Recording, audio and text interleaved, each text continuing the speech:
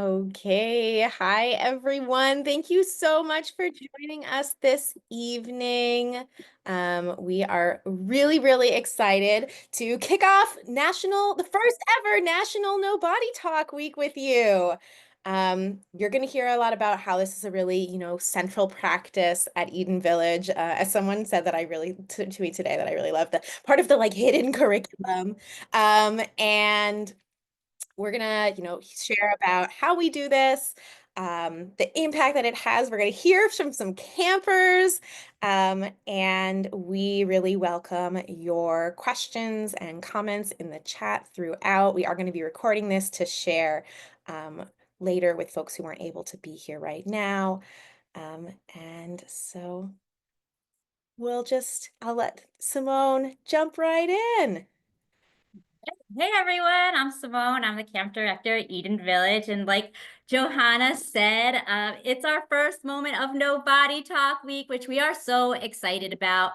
There's so many things that make Eden Village Eden Village and so beautiful and impactful. And while we are back to the land, organic, farm camp, and all the things, I think what we have really honed and become really good at is building a culture for campers to really thrive in. And it's something that we spend a lot of time thinking about. We put a lot of intention into, and we think that the Jewish world could benefit from some of these, and our homes could benefit from some of these. And we want the world to feel like Eden Village one day. So this is this is us beginning that effort. And thank you for joining us. We're so lucky. We have some campers here, some past campers slash staff to help bring some color to this and share their own experiences with it. But I'm just going to give you a little bit of context. I'm going to have a little PowerPoint presentation, and then we'll jump into the panel. Okay, so what No Body Talk is the idea that at Eden Village, we don't talk about what we look like so much, positive, negative, or neutral. And this is not about you know, that we know that it's important in the world and things like this, and that we're completely inundated. And our goal is to create deep connections and meaningful conversations. And we want to take what we're wearing and how we've decided to do our hair and our glasses and things like that out of it. The way that we explain it to campers is sometimes there's a lot of unintended things that happen when you give a compliment about someone's body. So I'll use Johanna as a partner for this. But if I say to Johanna, I love your glasses, Johanna might be thinking, Oh my gosh, cool. But wait, I used to have different classes. You never said anything about those. Did you not like those? and the person next to Johanna might be feeling like, Oh my gosh, Simone didn't say anything about my glasses. Maybe she doesn't like them. Maybe I need to get glasses like Johanna's. Johanna might also feel like, okay, I have to wear these glasses tomorrow now. That's the only reason that people like me here. And so, no matter what, I'm going to be wearing these glasses. And that's for a compliment, which is crazy, these ripples that come out of our best and most beautiful intentions, which is to make somebody feel great. Um, we also suggest not talking about people's bodies in a neutral way. I wouldn't say to Johanna, Johanna, you have glasses. Because Johanna might be thinking something like, Wait, what does Simone think about my glasses? Does she like them? Does she not like them? Should I wear contacts instead? we really encourage campers, our whole community, to say exactly what they think, and to say it in a straight way without sarcasm or anything. And so when we share something that's neutral, it leaves a lot to be interpreted. And we think that that's confusing. So we're suggesting that this does not have to do with there's something in your teeth, that is a kind friend and that's important, or oh my gosh, your hand is bleeding, that is totally normal and allowed, and also a good friend. Um, this is more about like putting value on the way that we look, instead of overvalue of who we are. So the question that I normally get right after this is like, so do people actually do that? And I'm gonna let our campers and staff share like how they see it play out at camp. Here's the way that I see it. Like I never say no body talk because I don't want people to feel like they are getting in trouble or anything. And it's not a rule. Like it's a guideline. These are guidelines that we can work on for our whole life. So you would never get in trouble if you did it. But I do hear kids all the time, like self-regulating. Like I hear people all the time being like, no body talk. That's just something like that's a normal thing to hear when you're walking through the Beit Shefa, our dining hall.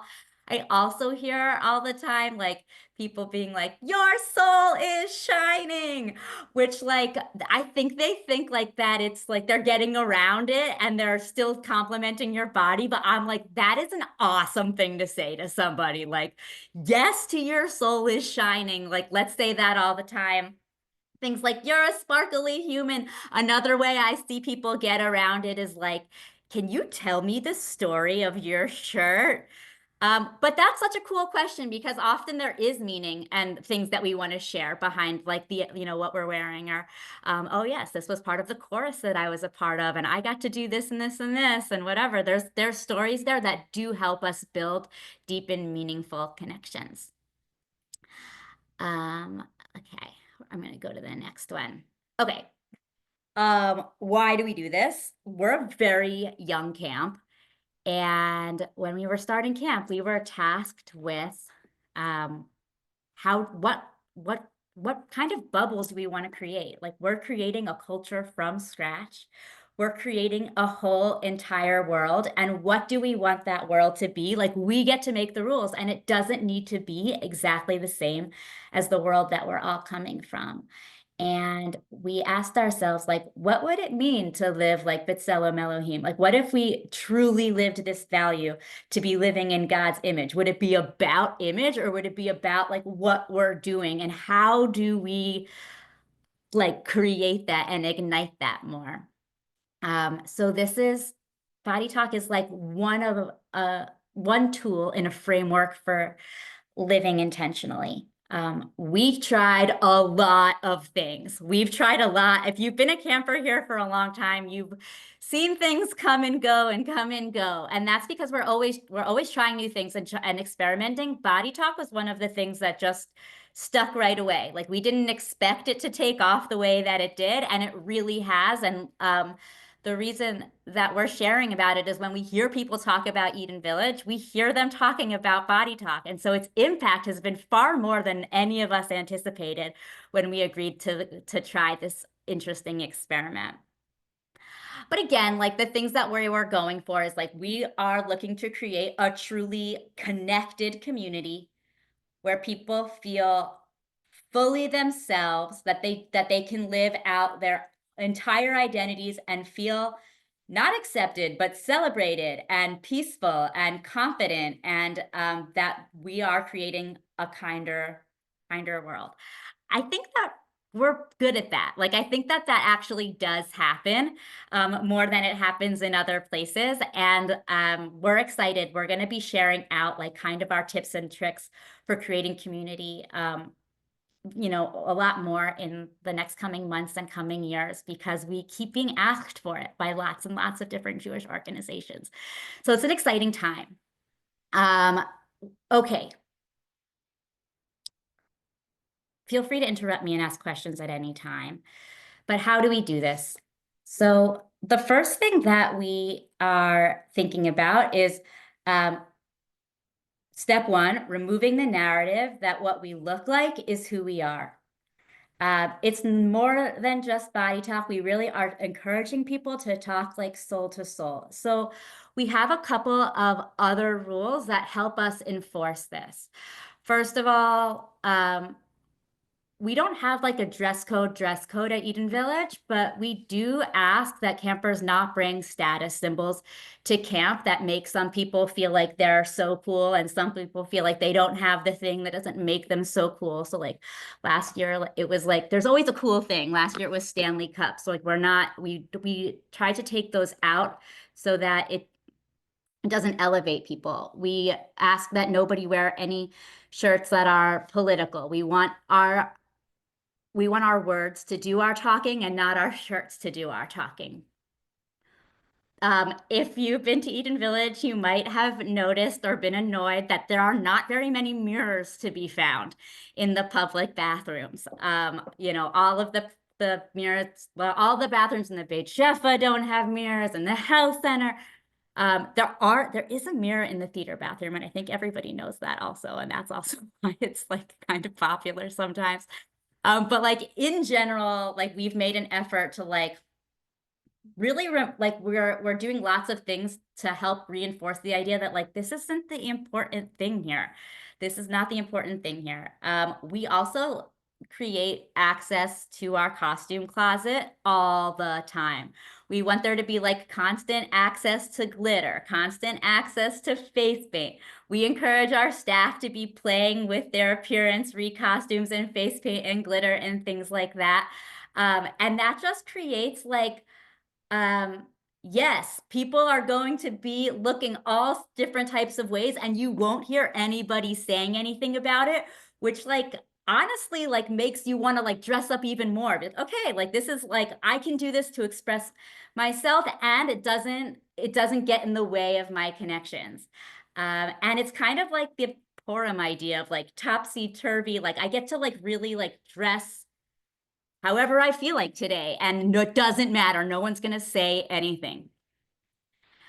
We also, oh, can you go back, Johanna? We also ask our staff not to wear branded clothing. We ask our staff not to have any haircuts or major appearance changes during camp because we don't want the focus to move into like, oh my God, you got a haircut. You look so cool. I love what you did. I need to do that. Like, again, like that's not what it's about. It's our words, it's our relationships, it's our actions, it's what we do with our spare time. And it's not about like a big dramatic like haircut or appearance change. And then we also like through our staff training work really hard to help enforce all of these things in many ways. We talk about like socialize. I'll talk about staff training later. So let's move to the next slide. Okay. The next thing after we're trying to change the narrative. We replace that narrative with positive narratives about who we actually are. So we're constantly trying to remind campers that like who they actually are is so awesome and like so beautiful and so perfect, and they get to really be their full selves here and be fully accepted. So like parents might notice like when they come down the driveway, there's like all of these like beautiful affirming signs that campers have made over the years, but it doesn't stop there. There are signs all throughout camp, kind of like everywhere you look. There are signs reminding you like about how lucky you are and the things that we have to be grateful for and that we're in the right place. And like, if that's just what you're seeing all the time subconsciously, like it feels really good. Also, on Shabbat, like under every plate, somebody has written a love note. There's like a note under every plate reminding you that you're in the right place and that you're loved. And these things can kind of go a long way. Like we try to like bombard the kids with love. And that's what the Angel Walk is too. Angel Walk is a chance for campers to walk down like a corridor of the entire camp, and they'll whisper into the ears of these campers like the things that make them so lovable and why they are so important in this world and how deep their connections really are. And my favorite thing to do is just station myself at the end of that corridor and watch these campers coming out just like drenched in love and joy, and like really feel the impact of that. A lot of cultural things are like a little bit heavy-handed, but we felt like when we were starting camp that like we had to do these things to really create the culture that we wanted. So at Eden Village, we also don't listen to any pre-recorded music. All of our songs that we sing at camp are very carefully curated and chosen to reinforce the like the different ideologies of Eden Village. So you won't hear like pop songs that you hear on the radio at our camp because most of them don't fit in with like gratitude and earth and like connectedness and love and kindness and trust. Like a lot of the pop songs are actually like pretty gross and like kind of promoting the wrong things about culture, in our opinion. And so all of the songs that we sing, and we sing so many songs, really reinforce to us like the beauty of the world and what we can do inside of it and the change makers that we are and the love givers that we are. And it's also like, that's also like one of my favorite parts of camp is like the songs that we sing because they make me feel good.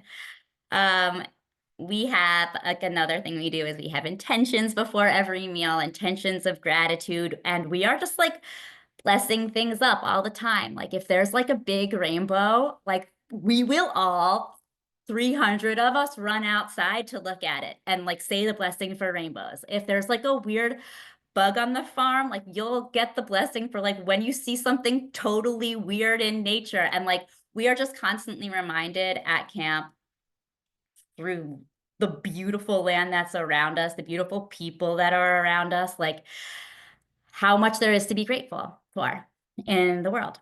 And we run Modani, whatever. There's so many parts that like reinforce these ideas for us.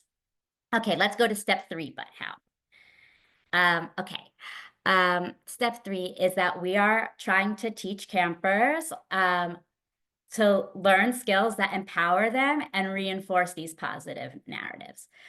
So we do things that are super slow, like these ancient things that used to that like all of our ancestors used to do, and we've kind of gotten distanced from. So like we'll sit and we'll spend 3 hours whittling a spoon, though of course you could buy a spoon for like 40 cents. Like we think that sitting with the wood, with our hands, with the knife, and like taking off like little flake by little flake of the wood can be so meditative and deep and meaningful, and it creates meaning inside of the spoon that you make, and it creates meaning inside of yourself, and it creates identity. It creates like, I can do this. This is who I am. I'm somebody who makes things from like the bounty of the land.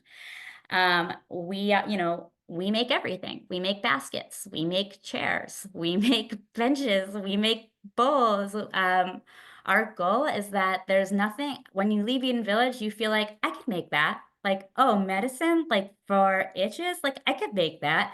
My stomach hurts, like I know what to do about that. We want to change the definition of like self-care. Like oftentimes when we think of self-care, it's like, I'm gonna go get a massage. This is awesome stuff too. But like, I don't or like do skincare routine and things like that. But at Eden Village, self-care is like really different. It's like sitting down with a piece of wood and like centering yourself and whittling. Or it is like finding a sit spot and like going there every day and noticing the changes around us. Um, Learning self-sufficiency, trying new ancient things. We also try to create like so many options to build our own Jewish identity. Like at Eden Village, we don't think that there's a right way to be Jewish. Like whatever your way is to be Jewish is the right way to be Jewish. And we try to create space for all of that. And that also helps reinforce the narratives. We never want anyone feeling like, oh, I don't do that at home. Like I'm not good enough. Like everything we do like is to whisper like, you're good enough, you're enough, like it's working, you're so beautiful. And especially our Jewish programming. We want everyone to really feel like they belong here. This camp is for you. And like who you are adds to it and helps us be even more and more beautiful. We also have a huge Lev squad, like a huge team of social workers who are there to redirect when issues arise, to redirect toward connection. So like, we know that we can get off the derech, like off the road with these things, and that it's hard, but we are like pretty heavy handed in bringing us back on and reminding us ourselves where we're going.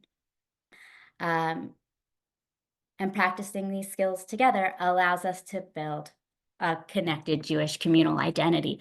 We all do this together, and we are all one, and we're all important here. We can go to the next slide, Johanna. Okay, so the impact.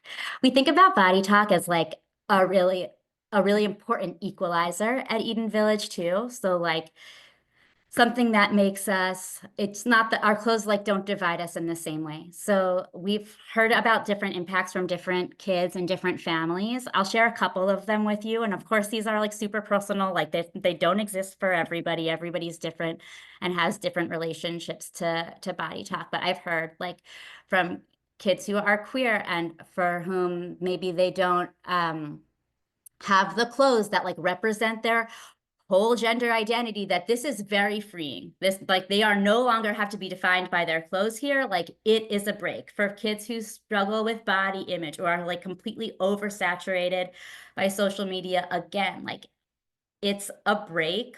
Like, you kind of get to let go of like, we're not taking like a million photos. Like, we are here and we're in the moment, and it's not like for later, it's for now. If you don't have the clothes that you want because you like can't afford them and you don't think that you look, Body Talk really helps with that too. You don't hear any chatter around it. For campers who are more observant, like, we're not making comments on like, oh, you wore your kippah today. Like, I noticed you're not wearing tzitzit. Like, these things can really like be impactful. And so this really opens a lot up. Also, like, if you want to be dressing more modestly, like, nobody's going to say anything about it. Like, it creates space to really experiment with different things. And a lot of people do, like, people experiment with lots of different things without fear of comment at Eden Village. I think like overall, and this is what I wrote, is it like reduces the pressure to perform an identity. Because we're performing, there's so much going on, like, our clothes like get separated a bit from our identity. And the story we tell with our clothes becomes much less important than the story we're telling with our hearts. And because of that, our relationships are inherently deeper. I'm going a little long, so let me try to, oh, good. Okay, so the idea for us, like, coming out of just like how there's no like right way to be Jewish, we also don't think there's like a right way to do Body Talk or not do Body Talk outside of camp. We want some of these, we want there to be ripple effects. We want people to be noticing and making their own decisions.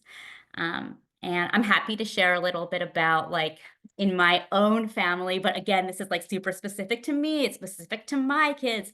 It's specific to the culture of our family, but like, I definitely Body Talk my kids. I tell them that they're beautiful all the time at home.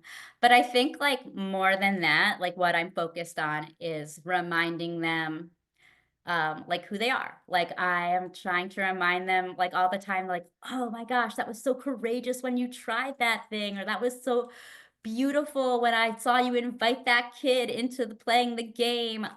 You're so like, I really like how you included that person. You're so kind, you're so loving, you're so resilient. You do hard things, you know how to do hard things. I try to like be repeating things like that. My kids are 7, so I'm sure I'll grow into different things later. My oldest kid is 7. But that's how I think about like the ripple of Body Talk in my life. Like, I don't put value on like what they're wearing, but like on who they are and the impact that I see them making, in with their friends or inside of our family. All of this is just, I feel like I've just rambled for so long, and it's going to be so much more interesting to talk to campers. And so I'm excited to pass it off to Johanna. we're happy to take questions, but I think the questions are best answered by the people who have experienced Eden Village for many, many years. And I'm really excited to welcome Maya and Gabe and Bayla. Is there anybody else here? I don't have any videos up, but that's what I see. Welcome. Oh, Ellie. And Yay, if you hey. are invited, yeah, any campers who Yeah, are join here are us. really invited to chime in with their voices. We have a couple of questions that we want to ask campers to get us started, and then we're going to open to your questions, either for our campers or for us. So okay, first of all, I want to thank Maya and Gabe and Ellie, who are campers and have been coming to Eden Village for many years, and Bayla, who is a longtime camper, now staff member. And so they've all had, I think, really, experiences with No Body Talk and lots of different feelings about it. We wanted to hear like some different perspectives. So thank you all for joining us. And I will start by asking each of you, what's the biggest impact of the No Body Talk guideline for you at camp?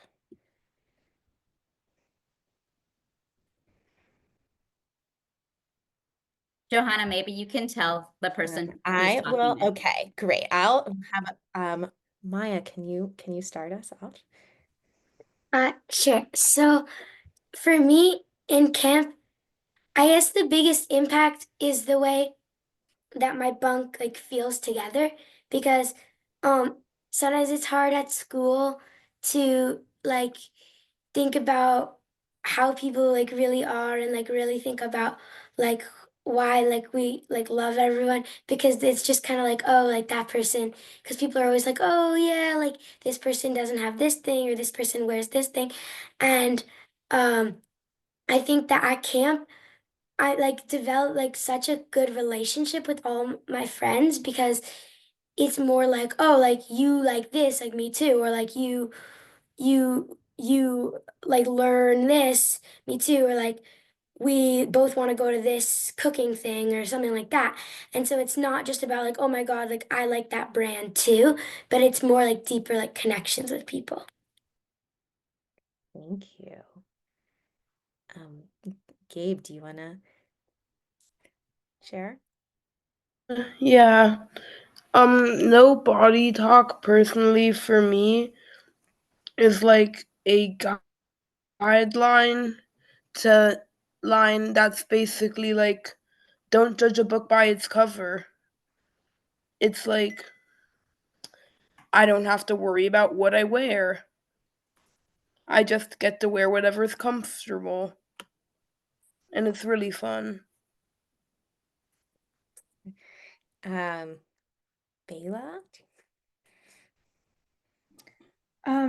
I am definitely a product of No Body Talk. I've been at camp for almost a decade.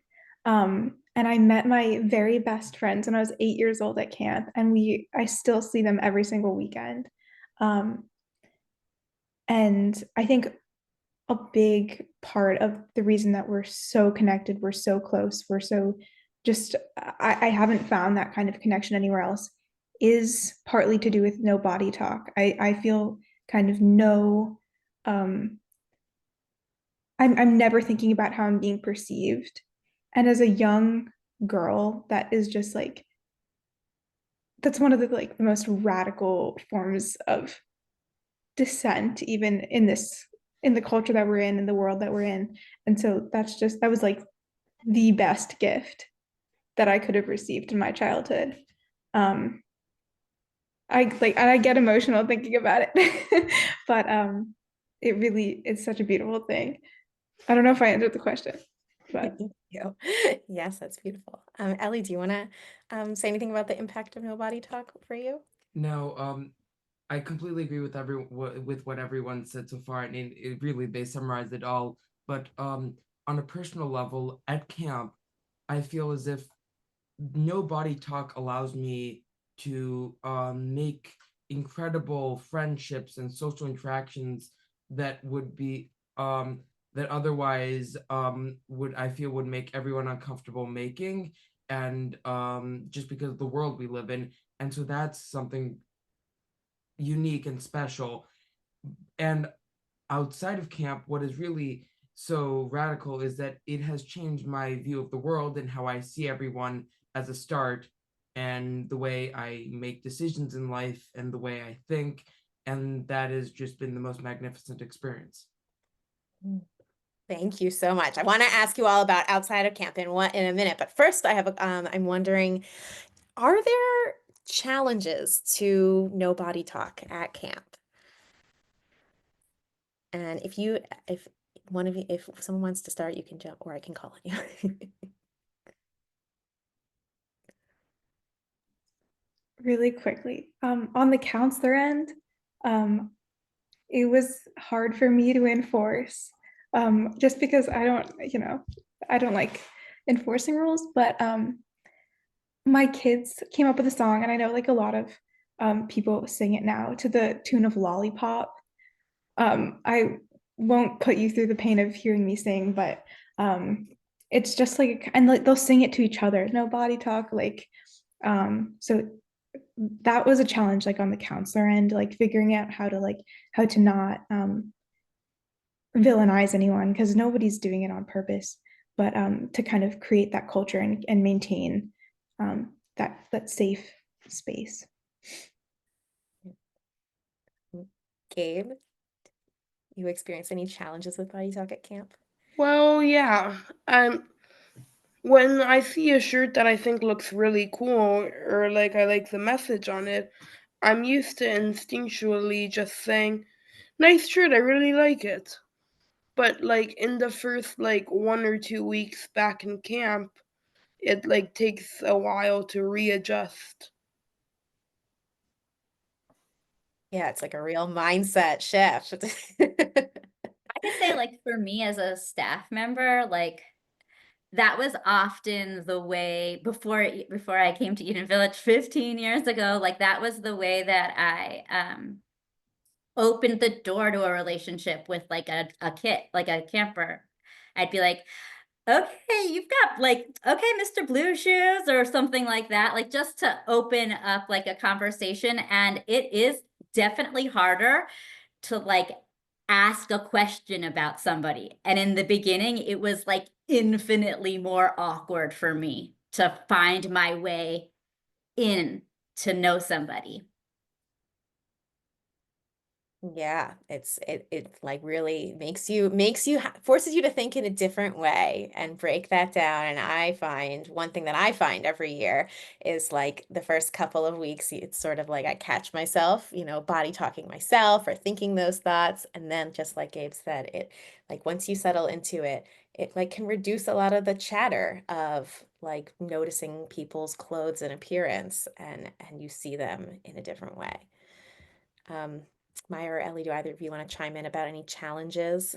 For me, I guess it sometimes like it feel like, especially when we're getting ready for Shabbat, it feels, especially because we're all kind of like basically like preteen girls in my bunk, like we're sort of like, it feels like you should on the first couple weeks, because it almost feels like rude if like someone's like, doing all this stuff to get ready, and then you just look at them and you're like, you have a nice heart, because you're like, but like, okay, but like the person probably like wants compliments because they probably like that probably feels good, but like, but eventually it's sort of like that you don't need the people's like approval, like you don't need everybody to be like, oh, your dress is really nice, or like you put on your glitter really well, because it's just kind of like nobody like, you're all just like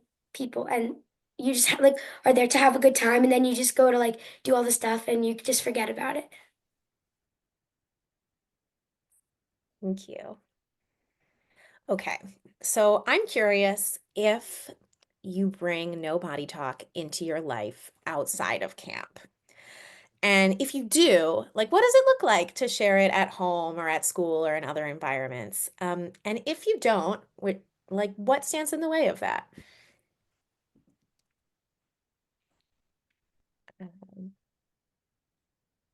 anyone want to start us off? Ellie, Um, yeah. I feel as if I try to bring no body talk with me 100%. Within my home life, I try to make that happen through a lot of bargaining with my family. Parent education, we call it. But yeah, I try, and it's I find it's much less feasible in my environment at school, but as much as possible, I try to use it as only as a personal limit for myself. I only use it for identification, and I try to go with 100% because I think in some ways, it's a way to capture Eden Village in a day-to-day life and the Eden Village mindset. I'm curious, maybe you can say a little bit more about how you talk about it with your family. Like what's the parent education, or what is it that you're sharing that to help bring no body talk to the rest of your family that didn't experience it at camp? Well, when I first returned from my first year at camp, I explained it to them, and slowly over time, I integrated it, like just by making it day to day, and then now, I just whenever they slip up on it, I just remind them. No body talk. And if I can jump in as parent, I would say it's more that like if I forget and I say to Ellie, oh, like, oh, tuck in your shirt or something, he'll just give me this look. I'll be like, oh, I'm so sorry, body talk, didn't mean to go there. You just, and then I'm like, oh, but you look good. No, and then I'm like, oh, body talk. Right. And he just is cringing because I'm sticking my foot further and further into my parent mouth. And through those, and then so Ellie has a younger sister who'll be coming to camp for the first time this, and like, so this will be Ellie's 5th year, but she's grown up in this house with me being, over the last 5 years, increasingly aware of like really trying not to comment about my children's physical appearance, and that's radically different from the home I grew up in. And it's not that I somehow was all over their physical appearance to begin with, but even things like, oh, go, you could brush your hair better or something, like, I don't know, my parent instincts, I back those off and I see what effect that has, and what else could I say to my children, and how else would I say it. And so Ellie he'll give me a look if I say it hard to my daughter. He'll just be like, and I'll be like, oh yeah, body talk, and he doesn't even have to say anything, but it really has influenced our family. And our family was already like, that's not where we wanted to be. That's not something we would.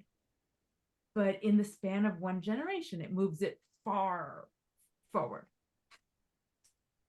Oh, thank you so much for sharing that, how it's become a full family practice. Maya. For me, I think for myself, I definitely carry it through.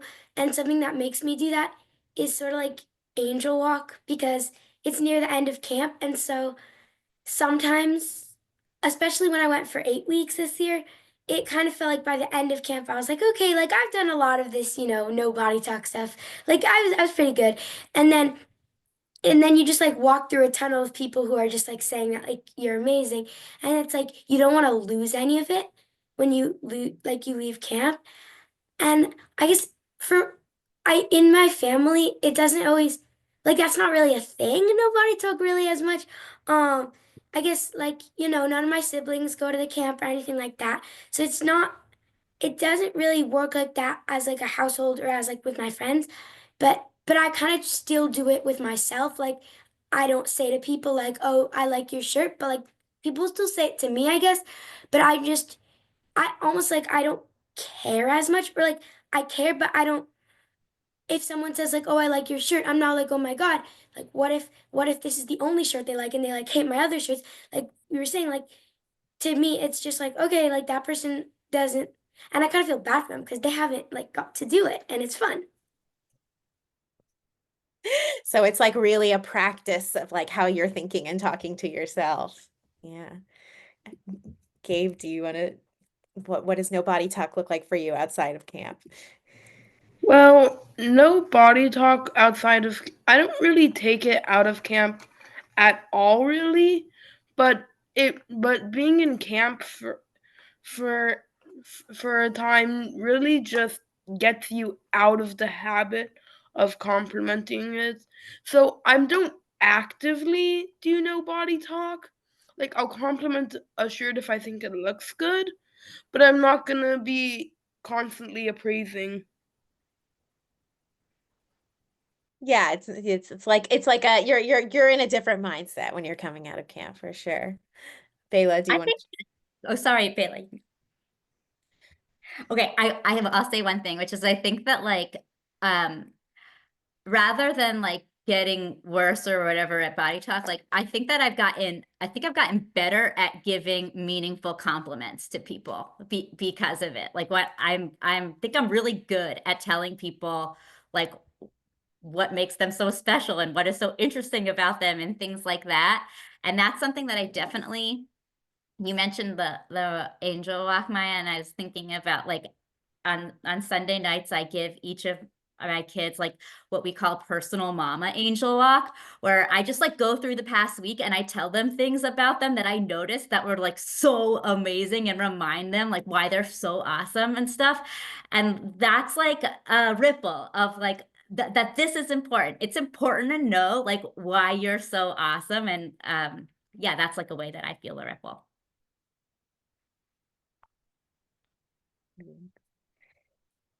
Bayla, do you want to chime in? That's actually so crazy that you say that because I do that with my friends every month that we see each other. I swear to God, we do like an angel walk, like, oh, like this is what I appreciated you about the last from the past month. Oh, And beautiful. like we really have like gotten to just go really deep, and it's so special and so rare. I also just wanted to say I was babysitting for one of my campers literally half an hour ago. Like I whatever, right before the Zoom. And she was on FaceTime with her best friend from camp. And we were talking, and I was telling them, oh yeah, like I'm gonna talk to some parents about no body talk tonight. And they're like, oh my goodness, are you bringing it to my school? Like, are you spreading it? And I was like, well, we should make a club for that, but not tonight. But they were, and then she went on to tell me this story about how like some girl like made fun of her shoes, or I don't know. But there's a real need for this. And to have like a taste, I know like we talk about at Eden Village, like how every person has just like a spark of perfection inside of them. And no body talk really just helps bring that out. And to have a space where that's just kind of sacred and held and allowed to grow is so special. And like I get to see that every like on a random Tuesday, some like a child is like just so happy. So Thank you. That's so beautiful. And that's a really great transition to my last question for our campers, which is, you know, Eden Village is like a really special environment. It's a bubble. It's this world that we get to create for, over the summer together. But we're not always in this kind of space where like no body talk is sort of held by the whole community. So when you're not in a no body talk environment, when you are at home or school and other settings, what helps you feel seen for who you truly are? And I hope that like this is a source of, some inspiration for parents, for all of us to think about like how can even if we're not ready to like fully implement no body talk in our homes, how can we bring the greatest impact of this, of like truly seeing our kids? And yeah, so I want to pose that to all of you. When you're not in a no body talk environment, what helps you feel really deeply seen? Maya. Um, like I've at home in school, but I think for me at school it helps me feel seen, like because well, the first thing is that I have only a couple kids from camp that go to my school, but like with those kids, it's kind of like funny because if someone's like, "Oh, where do you go to camp?" and then we just start like laughing or something because it's like, it's just like if it's good to think about camp or like group chats with the bunks and stuff. Um, but also like um it ma- it feels good when you help someone feel like you do at camp. Um, because like then you kind of feel like because it's a really good feeling like when someone does it to you, but also like sometimes that doesn't happen when you're not at camp. But then you can kind of like and you can't really control what your friends or your parents are gonna like say, but you can kind of control what you say to them and then like make it so that the environment is like you don't have to expect something back, but like that you're making it so that like you yeah, like I don't know, like you care enough to say to your friend like, like, oh, you're like really smart or something, and not just be like, oh my God, like you have the coolest water bottle, and like I wish I had that water bottle. Because like it's not always about the water. That's so beautiful that you like hold that space for your friends. Um, Bela?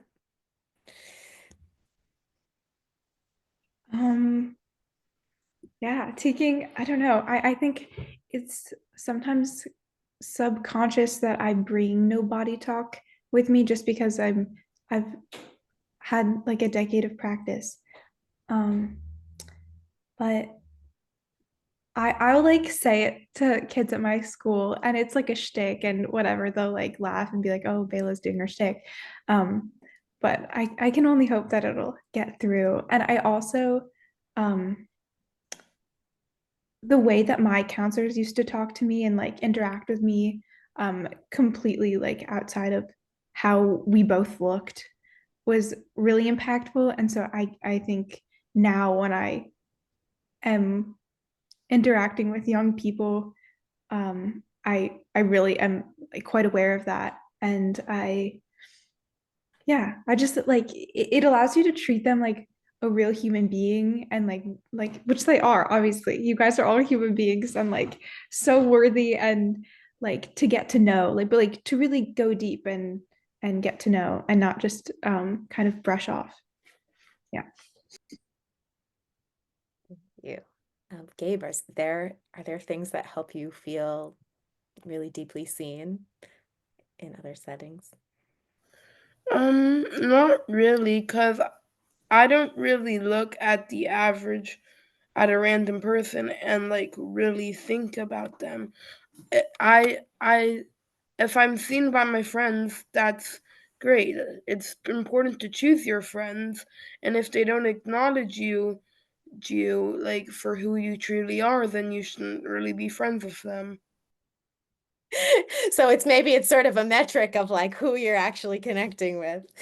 Uh, thank you. And Ellie, do you want to say anything about like what helps you feel seen in other environments? It, I find it a struggle. At school, I'm surrounded by people who are, I don't want to go into details, but they're very narrow-minded. I have a group of 5 friends with which they understand on some level, but it's a struggle to it's a struggle between showing people this and I do in whether I can, and also maintaining some level of anonymity. Yeah. Anonymity. Right. Is that the word? I think. Yeah. Um, But you don't want to show you. yeah. So it's a struggle and it's a balance. Internally, but I think the easiest way for me to do it is internally as opposed to externally. Yeah, that it's really like it's hard. There's like a certain vulnerability that comes with like opening to know, trying to have these kind of deep relationships, and that's hard. That can be hard to access a lot of times. So you use it almost as a practice for yourself. I want to open if there are questions that folks have for our campers or for us. It's nice to see some other campers and in the background as if anyone else wants to chime in. We really, really appreciate. Oh yeah, Amy, yeah. Hi, thank you so much for having this. Hi, Simone. Hi, everyone. Um, yeah, it's great. It's great. So my daughter Ruby is going to be at camp with you guys for just 2 weeks this summer.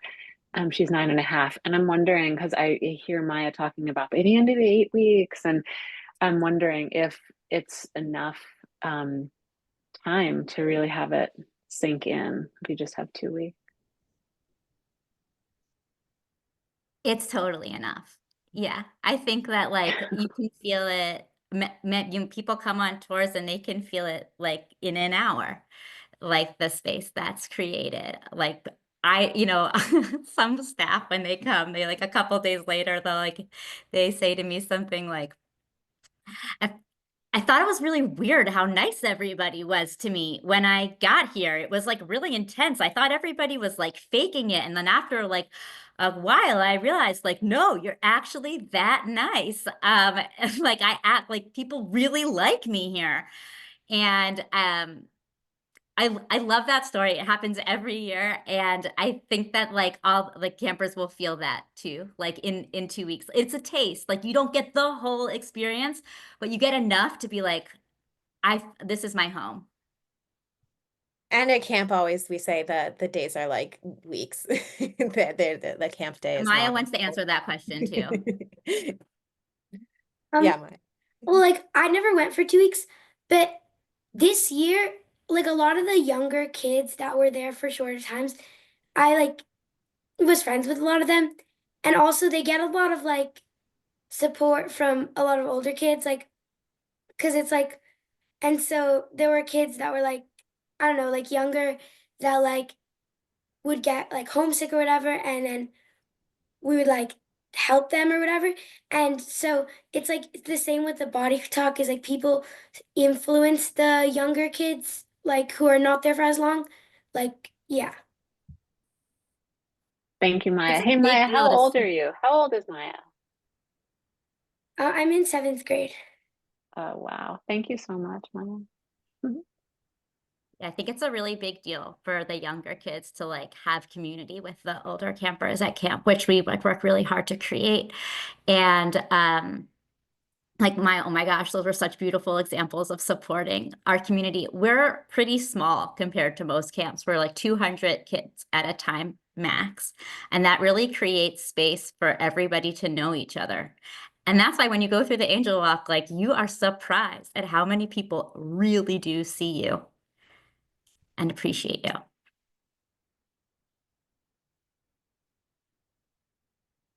Any other questions? Yeah, Lila. My daughter Lila, I'm Danielle, my daughter Lila is coming this summer. I'm super excited for her.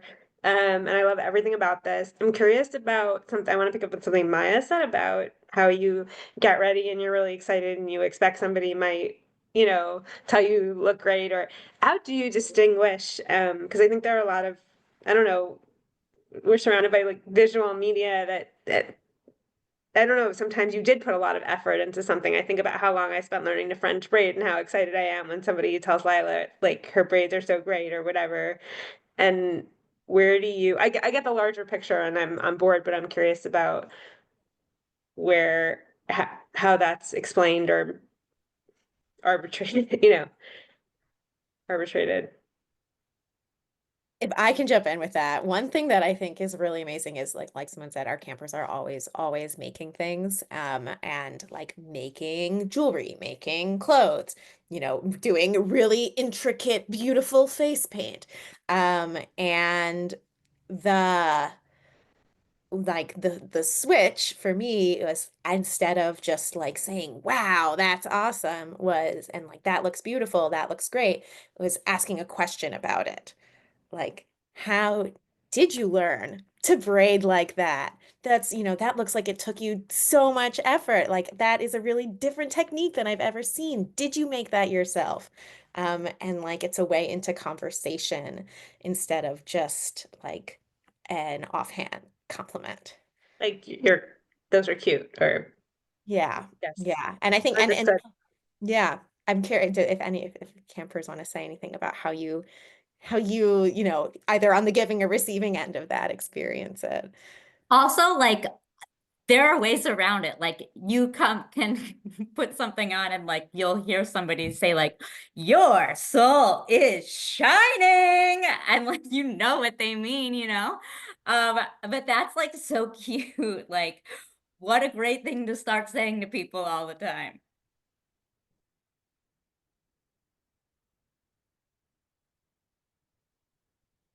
Ricky. Yeah, Ricky. Hi.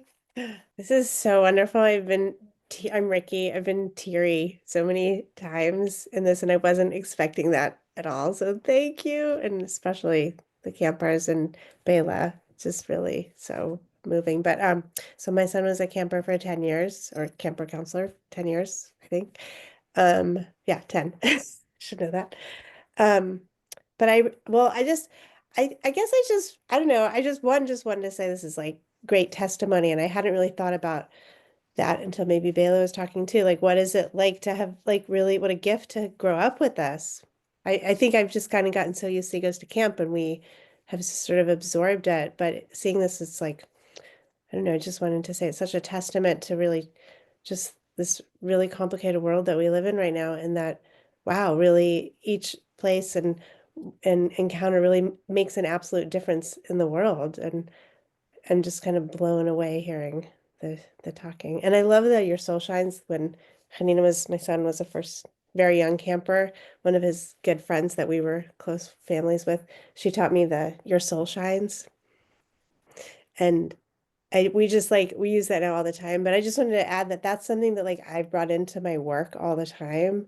And it's just such like, I can't tell you how many people are like shocked and blown away, and it means so much to them. Like they'll just look at me like, "Oh, thank you so much." And I mean it sincerely now. It's not like oh, your soul shines. It's like, I really like, so I just want to thank you for that gift, because like, I'm just blown away by how it permeates. So yeah, just not really a question. Actually, I do have one small question, which I always think about for many years, but maybe, and it might be too much, but like, do you find that this was my impression years ago, but I think it's changed a lot.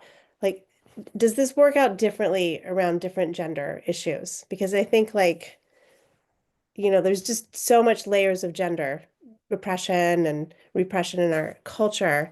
But like, are there any of I mean, you sort of touched upon some of these things, but like, just, I don't know if you have any examples of ways it manifests differently. I mean, Maya was talking about like, there is something about like normative girl culture of like girls talking about each other's clothes and this and that might be different in like boy culture. And now we live in a world where there's also, gender nonconforming culture. And it's just like campus sort of changing this whole conversation. I definitely have,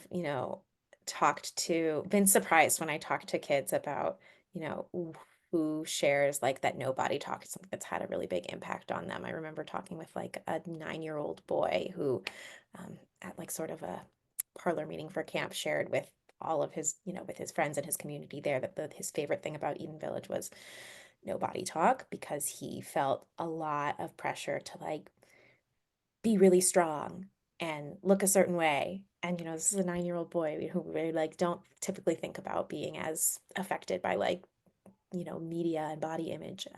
And it was really like that open, to hear that was really, really incredible. And I think that for a lot of, non-girls, there are ways in which definitely there's pressures around appearance that can be relieved, and even for folks who identify as girls, there are so many there's so many ways to be and to look and to feel like you want to present, so opening like space for that is I think is really a big deal for a lot of people. Yeah, I think I would just say like it's harder for the people that it's harder for, like regardless of gender, like the people who are more steeped in these cultures, like it's going to be harder for. And like it's not super clear like what who that's going to be when they come. It's hard for us to tell based on what they look like. We also have campers who really like over the years at camp, like really present in different ways from year to year and like not having to worry about what people are going to say about that. We've heard from them is like really, really helpful. Well, I just want to thank everybody so much. Thank you to Maya and Bela and Gabe and Ellie. I'm so grateful. Like it was so beautiful to hear every single word that you said. Like I also have been like tearing up and feel like my heart's been just like bursting out of my chest and like reaching to each of you and be like, wow, how are you so eloquent? So thank you. Thank you for sharing. Thank you everybody for listening. We've got like so many events coming up this week. Please take a look through them. We've got some beautiful speakers. We have more campers talking at different times. So Hora from Rabbi Ricky tomorrow. Thank you. And a session for campers specifically tomorrow night about how, you know, processing sort of how we can take these things outside of camp and what that feels like. So thank you all so much for joining us. This is really exciting to get to talk about No Body Talk in this new way and you know, start sharing this with the world. So have a thanks. great night, Have a good everyone. evening. Bye.